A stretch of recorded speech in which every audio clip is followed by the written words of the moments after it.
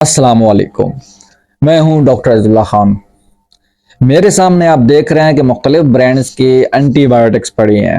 ये Augmentin BD है, इसी तरीके से ये सेक्लोर है, सस्पेंशन है, कैलेरिटेक है, ये वेलोसेफ है। ये सारी एंटीबायोटिक्स हैं और ये आप रोज़ाना किसी न किसी बीमारी में इस्तेमाल कर रहे होते हैं। और पाकिस्तान में वैसे हम देखें तो ये पानी की तरह इस्तेमाल होती हैं। आपको थोड़ा सा मसला होता है, आप फौरन से मेडिकल स्टोर पे जाते हैं, डॉक्टर के पास कम ही जाते हैं और फौरन से कोई एंटीबायोटिक लेते हैं, वो भी आपका एंटीबायोटिक दे देता है। लोगों को भी वैसे याद हो गई हैं कि मॉक्सेल है, क्लैरिटेक है, फ्लैजेल है, मुख्तलिफ किस्म के ये आप इस्तेमाल करते हैं।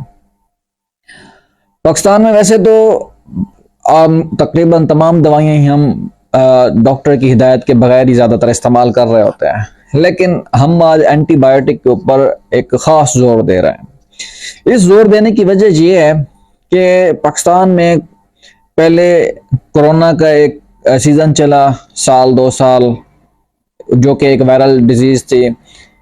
इसी तरीके से बाद में एक डेंगू का जो है वो दरमियान में एक आया, वबा आई और बहुत से मरीज डेंगू के उसके शिकार हुए। अब चूंकि मौसम तब्दील हो रहा है, गर्मियों से हम सर्दियों में दाखिल हो रहे हैं, तो इस मौसम के अंदर नज़ला ज़ुकाम, जिसको फ्लू भी कहते हैं, इन्फ्लुएंजा वायरस की वजह से होता है। तो ये बुनियादी तौर पर बताने का मकसद ये है कि ये सारी वायरल बीमारियां, वायरल डिजीज हैं।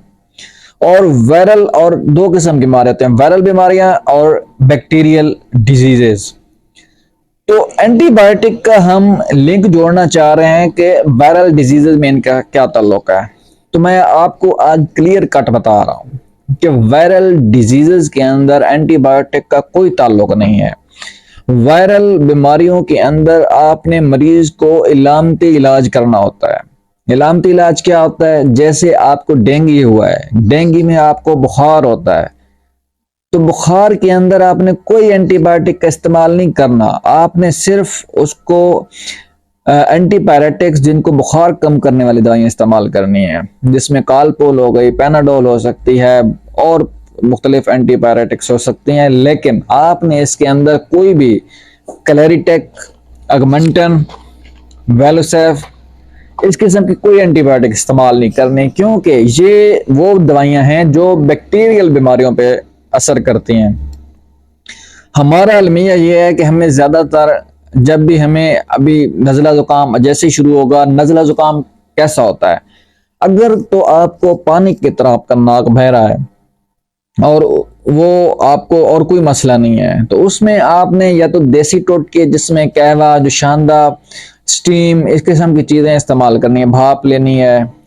लेकिन उसके अंदर आपने कोई भी एंटीबायोटिक का इस्तेमाल नहीं करना। अगर आप एंटीबायोटिक का इस्तेमाल बगैर किसी तहकीक के करेंगे या बिला ज़रूरत करेंगे, किसी ज़रूरत के बगैर करेंगे, तो इसका आपके जिस्म पे मनफी असरात होते हैं।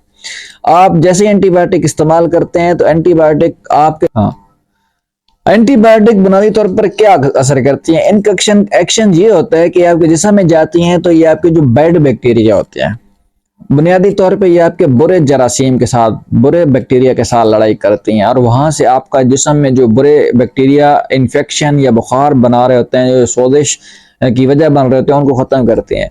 लेकिन जैसे ही आप बिला ज़रूरत इन एंटीबायोटिक का इस्तेमाल करेंगे तो ये आपके गुड बैक्टीरिया को भी मारना शुरू कर देंगे, जिसकी वजह से आपके जिस्म पे इनका अच्छा असर होने की बजाय बुरा असर होगा। आप एक बीमारी से छुटकारा हासिल करने की बजाय मुख्तलिफ बीमारियों के खिलाफ लड़ने के काबिल नहीं होंगे। तो इसलिए जब भी आप एंटीबायोटिक का इस्तेमाल करें तो उसके लिए आपको डॉक्टर के पास जाना इसलिए ज़रूरी होता है कि डॉक्टर आपको बताता है कि ये एंटीबायोटिक आपने इस्तेमाल करनी है या नहीं करनी है, या ये बीमारी एंटीबायोटिक वाली है कि नहीं है। जैसे अभी नज़ला ज़ुकाम का मौसम शुरू हो चुका है, हर बंदा ही नज़ले के साथ आ रहा है और उनका नाक पानी की तरह, नाक में से पानी बह रहा है, तो इसमें आपने एंटीबायोटिक, मॉक्सेल वगैरह, ऑगमेंटन, कोई भी एंटीबायोटिक इस्तेमाल नहीं करनी। इसको आपने सिर्फ पैनाडोल से, एंटी एलर्जिक से करना है, या एरिनेक्फोर्ड जैसी ये दवाइयां, इनसे आपने अपने आप को ठीक करना है। स्टीम लें, भाप लें, इससे अपने आप को ठीक करना है। देसी टोटकों के साथ अपने आप को ठीक करना है, कोई भी एंटीबायोटिक इस्तेमाल नहीं करना। हाँ, अगर आपका गला खराब है, बुखार हो रहा है आपको, और जो नाक है वो उसमें से पीला या सफ़ेद रंग का रेशा आना शुरू हो गया, तो फिर आपको ये बैक्टीरियल नज़ला जुकाम हुआ है।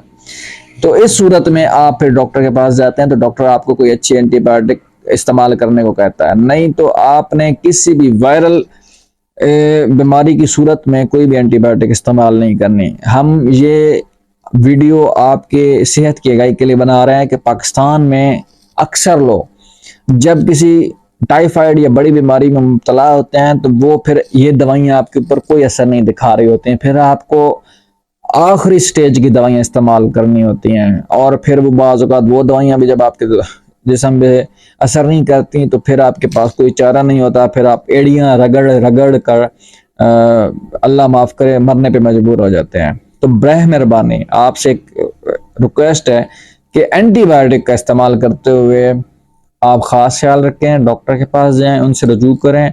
वायरल बीमारियों में और बैक्टीरियल बीमारियों में ये इख्तलाफ करना सीख लें। बहुत शुक्रिया, उम्मीद है आपको हमारी ये वीडियो पसंद आई होगी और इसको दूसरे लोगों तक पहुंचाएं। इजाज़त दीजिए, अस्सलाम वालेकुम।